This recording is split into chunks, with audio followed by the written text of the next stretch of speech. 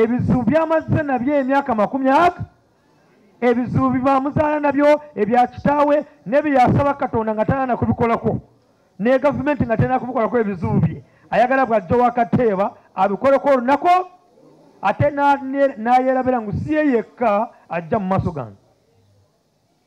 Halo, nyebaza Mukama abantu abazze mu maaso gange 70% nkola ku bizibu byabwe.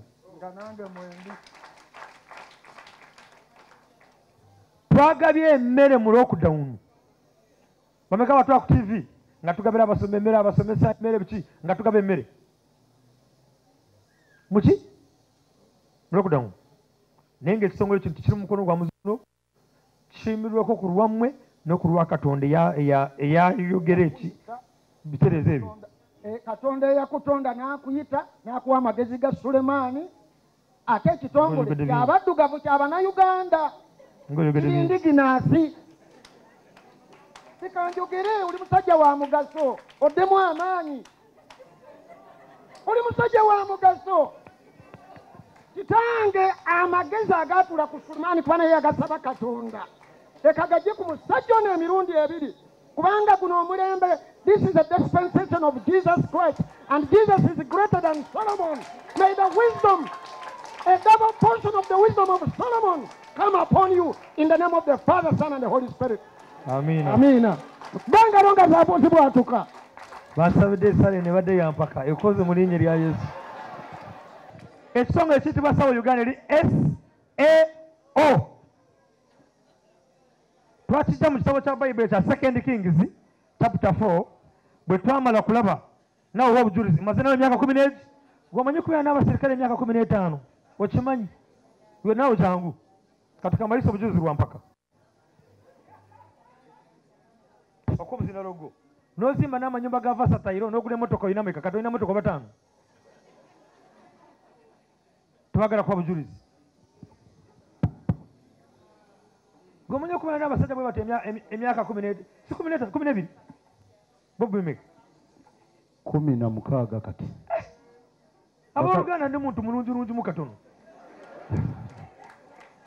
Bakadde bange salamu alaykum wa rahmatullahi wa barakatuh.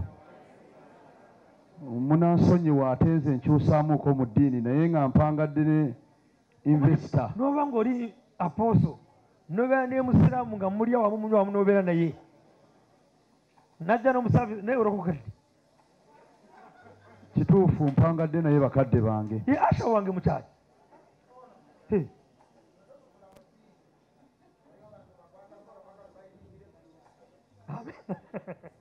Naye ekimpadde amaanyi mu kyo nti namweyungako ng'omutwe gukola.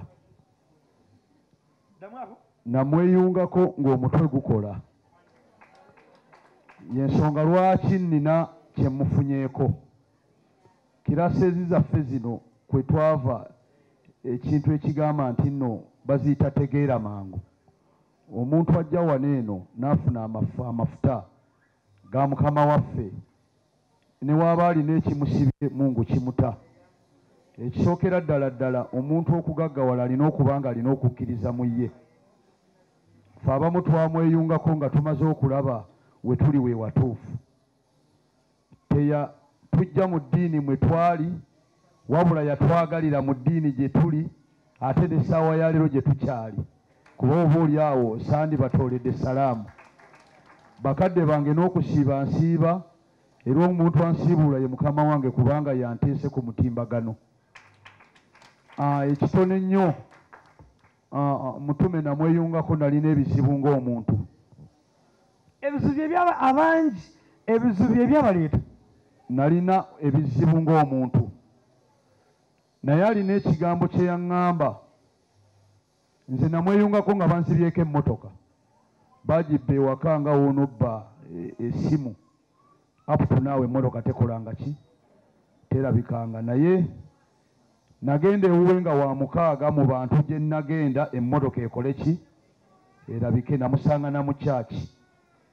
Naye yaŋŋamba osumbuyiziddwa nnyo naye sente z'obadde oteeka mu kunoonya emmotoka yo ziveeko kuba otandikira ogenda kufuna emmotoka endala. Era nze sigenda kujjako n'ekikumi n'eki naye gy'obadde oteeka sente alina ne we yaŋŋamba we nalina otteeka emitwalo 80 mu bannange nga nze kennyini mbeeramu mu kuginoonya n'abalala ne bannyambako naye yaŋŋamba ndowooza mu myezi 3 nja kuba nfunye emmoloka ne nkiraba ng'ekitasoboka naye bassebo ne bannyabo nange neegatta ku bannange kubanga nali mu sisitimu nayanguyizibwa nnyo okwegatta ku bannange abanoonya emmoloka era mu bbanga lya wiikisi 3 twali tukutte emmotoka eziwera 4 enzibe naye nga mu mmotoka eziwera 4 enzibe temuli information nzizaamu maanyi nti omanye ababbi b'emmotoka bagiyita mirimu mu bantu 150 be twakwata ababbi b'emmotoka baatugamba egyo emirimu gye sayidi eyo tetugikolangako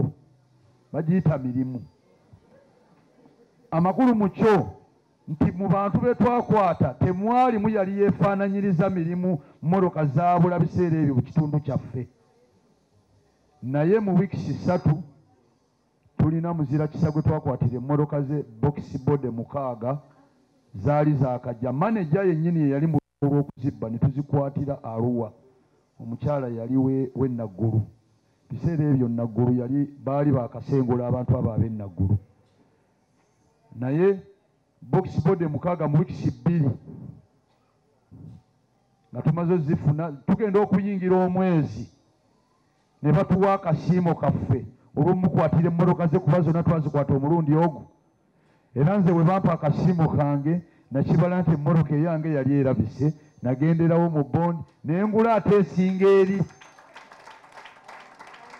naye omutume yali Kenya nali sinnamukubira na ssimu nga ndi mu ndeeba naŋŋamba congratulations natuuka n'okulowooza oba yagaana bugaanyi kulabisa mmotoka kuba buli kimu alabika yali akiraba naŋŋamba congratulations naye emmotoka woba ogivuze gitwale mu parking togitwala na waka mpaka lwendidda nalinda omwezi omulala mulamba nga nagula emmotoka era lwe yakomawo nenjitwala ku church Kalagi by then ozze kulagirira mu mbeera ozze kulagirira ebinkola so olina obumyu oba tolina bumyu obumyu mbulina mukama wange waŋŋambye kuba bujulizi kati yonvuddeyo bakama bange ewange Katonda ansaasidde nina hakki ezi ate nkyayagalayo n'abalala naye nina amaduuka 2 nina ennimiro za mirundi 2 nina faamu z'obumyu za mirundi emeka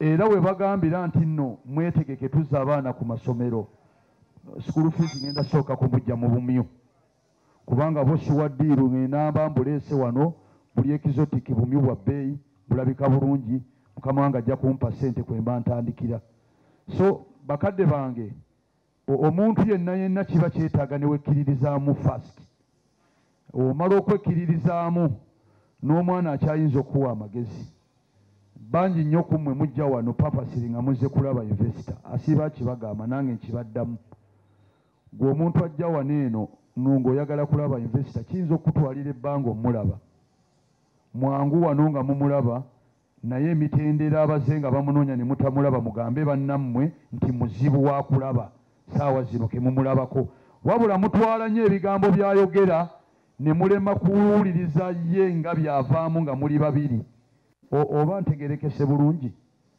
muwulirize nnyo ebigambo by'ayogera ate mugende mubikolereko kyemulabyeko mukama wange oyo nti abadde alina omutima omugabi ebiseera ebisinga obungi omuntu oba nga togaba sirowooza nga naawe osobola okuba naye ffe tunze nga nze mwebaza kuba nsobodde okubeera naye oba oliawo saawa zino sandibadde wano puroguramu nnyingi nnyo zenfunye ezigenda wabweru naye muzija ne mwebuuzaako naŋŋamba nno era mpulira emirembe oba oliawo buli musirikale yandibadde yeetaaga okuba nga nze bakama bange eddaala lyange likyali ttono naye ate wentuuka ewaffe ewaka ewange bampita misita kubanga nina ebimpisa misita bakadde bange nina ebimpisa ki nina waneeno obujulizi abamu abatuuseko ewange kuba newaka ninawo demonstration farm era eya South Uganda baneiba bange ekyo bakyenyumirizaamu ebintu bino bwe tuba tutandise okusomesa tufaanana ebyo bye tusomesa abaki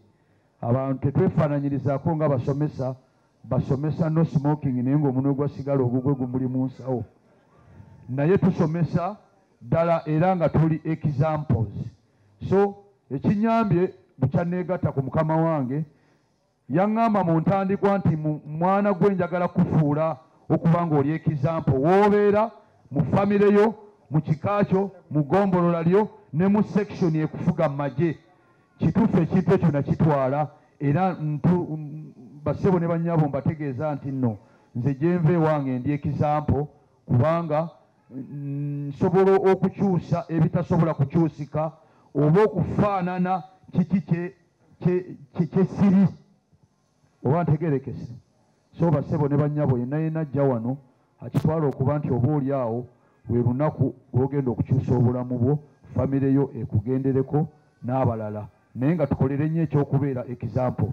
Woba ozze wano okusoma ebintu tebisigala mu bitabo mw'obiwandiise genda otandike kubanga nze natandika from nothing. Mukijjukire nti you can't start not until you start. Tosobola kutandika mpaka ng'okoze eki? Otandise. Sebo ne yanze. Tumukubire engalo z'amaanyi.